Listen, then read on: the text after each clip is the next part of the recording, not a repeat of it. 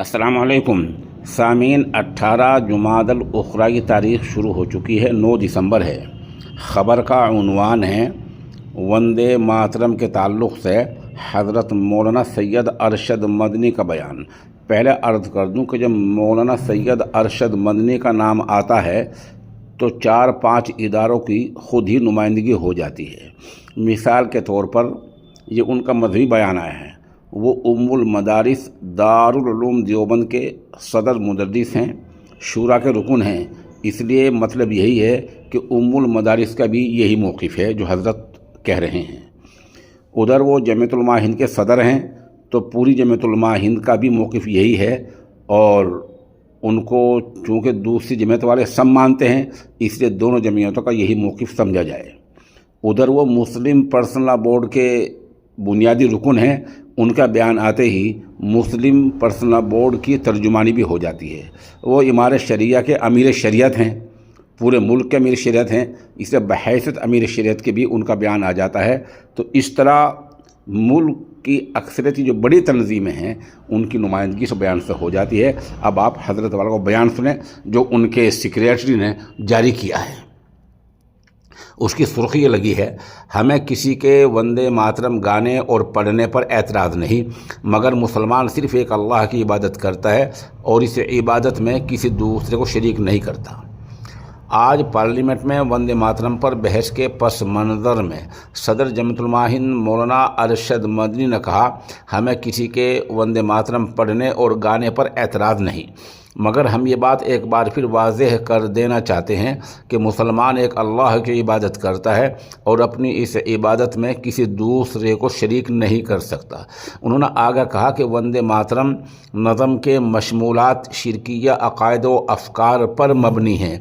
बिलख़ुसूस उसके 4 अशार में वाज़ेह तौर पर वतन को बिरादरान वतन के माबूद दुर्गा माता से तशबीह देकर उसकी इबादत के लिए अल्फाज इस्तेमाल किए गए हैं जो किसी भी मुसलमान के बुनियादी अक़ीदे और ईमान के ख़िलाफ़ है। हिंदुस्तान का दस्तूर हर शहरी को मजहबी आज़ादी दफ़ा 25 और इजहार राय की आज़ादी दफ़ा 19 फराहम करता है। इन दफ़ात के तहत किसी भी शहरी को उसके मजहबी अक़ीदे और जज्बात के ख़िलाफ़ किसी नारे, गीत या नज़रिए को अपनाने पर मजबूर नहीं किया जा सकता।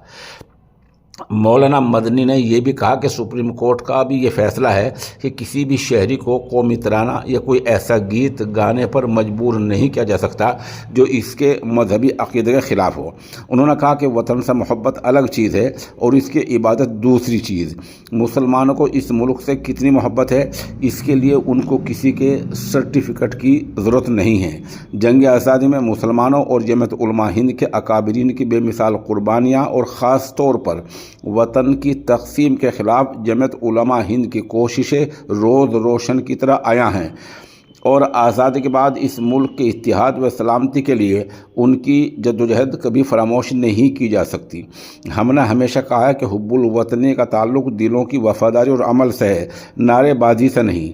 मौलाना मदनी ने वंदे मातरम के तनाजुर में कहा कि तारीख़ी रिकॉर्ड बिल्कुल वाज़ेह है कि 26 अक्टूबर 1937 को रविंद्रनाथ टैगोर ने पंडित जवाहरलाल नेहरू को एक ख़त में मशवरा दिया था कि वंदे मातरम के सिर्फ़ इब्तिदाई 2 बिंदुओं को कौमी गीत के तौर पर कबूल किया जाए, क्योंकि बकिया अशार तौहीद परस्त मज़ाहिब के अक़ायद से मुतसादी में टकराते हैं।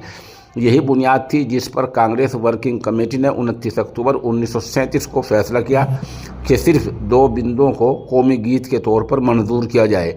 इसलिए आज टैगोर के नाम का गलत इस्तेमाल करके जबरन इस नज़म को मुसल्लत करने या इसके मुकम्मल गाने की बात करना न सिर्फ तारीख़ हक़ाइक़ को झुठलाने की कोशिश है, बल्कि मुल्की वहदत के तसव्वुर की तौहीन और गुरुजी टैगोर की तहक़ीर भी है।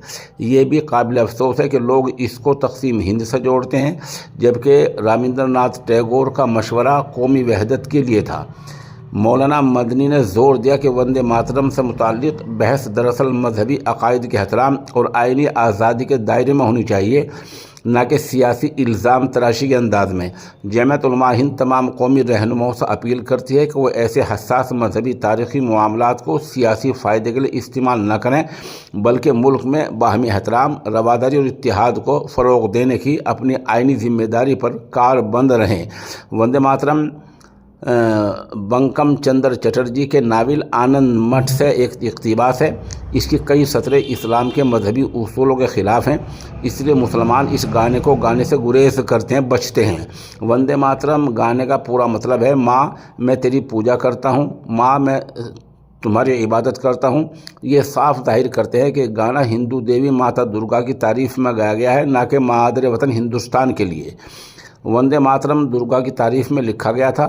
انہوں نے کہا کہ اسلام توحید پر مبنی ایک مذہب ہے جو ایک ایسے اللہ اور اوم اور ایشور کی عبادت کرتا ہے جس کا کوئی شریک نہیں ہے، ہمیشہ سے اور ہمیشہ رہنے والا ہے، اور ہر چیز پر اس کو قدرت ہے۔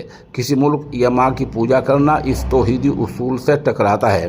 وندے ماترم گانا ماں کے سامنے جھکنے اور اس کی پوجا کرنے کا مطالبہ کرتا ہے، جبکہ اسلام اللہ کے علاوہ کسی کے آگے سر جھکانے اور کسی کی عبادت کرنے سے منع کرتا ہے۔ ہم ایک خدا کے ماننے والے ہیں، ہم خدا کے علاوہ کسی کو نہ اپنا معبود مانتے ہیں اور نہ ہی کسی کے سامنے سجدہ کرتے ہیں، اس لیے اس کو ہم کسی حال میں بھی قبول نہیں کر سکتے۔ مر جانا تو قبول ہے لیکن شرک کرنا قبول نہیں ہے۔ مریں گے تو اسلام پر ہی جئیں گے تو اسلام پر ہی جئیں گے تو اسلام پر ہی انشاءاللہ۔ مولانا مدنی نے یہ سوال کیا کہ کیا ملک میں ان سب متنازع ایشوز کے علاوہ ملک قوم کے مفاد میں کوئی ایسا ایشو اور مسئلہ نہیں ہے جس پر پارلیمنٹ میں بحث کی جاتی؟ انہوں نے کہا کہ ملک کی اقتصادی اور معاشی صورتحال کی جو رپورٹیں سننے میں آ رہی ہیں وہ انتہائی خطرناک ہیں، اور اگر اس پر فوری توجہ نہ دی گئی تو ملک ایک بڑے اقتصادی بحران کا شکار ہو سکتا ہے۔ مگر افسوس اس پر کوئی بحث اس لیے نہیں ہوتی کیونکہ اس طرح کی بحثوں سے ووٹ نہیں ملتا اور نہ ہی ملک میں فرقہ وارانہ صف بندی قائم ہو سکتی ہے۔ تو آج کل الیکشن جیتنے کا آزمودہ نسخہ بن گئی ہے۔ بہرحال مولانا مدنی کا بیان ختم ہو چکا ہے۔ میں اپنی طرف سے یہ عرض کرتا ہوں کہ ملک میں ابھی سب کو پینے کا صاف پانی میسر نہیں ہے، تمام سڑکیں پختہ نہیں بنی ہیں، موبائل کی رینج ہر جگہ نہیں ہے، 24 گھنٹے پورے ملک میں بجلی میسر نہیں ہے، سب کو بھر پیٹ کھانا میسر نہیں ہے، سب کو۔ کسان پریشان ہیں، بے لوگ خودکشی کر رہے ہیں، لوگ خودکشی کر رہے ہیں۔ ان مسائل پر آخر پارلیمنٹ میں بحث کیوں نہیں ہوتی؟ صرف اس لیے کہ جیسے مولانا نے فرمایا کہ ان سے ووٹ نہیں ملتے۔ بی جے پی کا ایک کام یہ ہے کہ بلا وجہ کے ایسے ایشوز اٹھاتی ہے جس کا ووٹ کے لیے فائدہ ہو، تو اس سے ہمیں محتاط رہنا ہے، احتیاط کرنا ہے، کوئی اشتعال انگیز بیان بھی نہیں دینا ہے اور اپنا موقف بھی نہیں چھوڑنا ہے۔ جب بھی کوئی ایسی بات ہو تو ہمیشہ اپنے بڑوں سے مشورہ کر کے رہنا چاہیے کہ اسی میں خیر ہے، اور اللہ سے دعا بھی کرنی چاہیے اللہ تعالیٰ ملک میں امن رکھے، سلامت رکھے، شانتی رکھے۔